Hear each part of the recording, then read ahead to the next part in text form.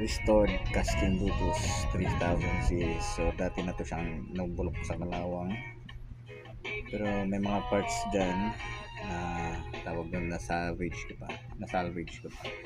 So buksan natin yung loob ng sabihin natin hybrid casting Bluetooth 3000 series. So dati itong hindi saltwater. So ito ngayon is saltwater build na dahil sa mga upgraded bearings niya tsaka parts sa loob, yung mga pinalitan na which is galing din sa ibang reel gaya ng casking Spartacus 3.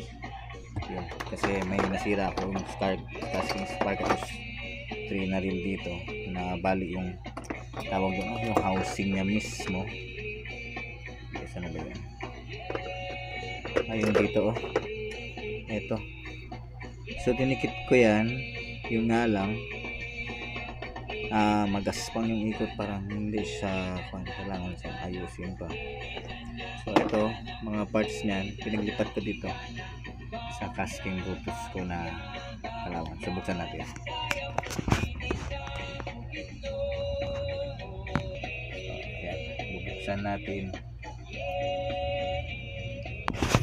Bubuksan natin ang ating hybrid na casting Bluetooth pala 3000 series. So sa drag gears niya wala akong pinalitan, meron pa rin. So yun pa rin, stocks na pa rin yan.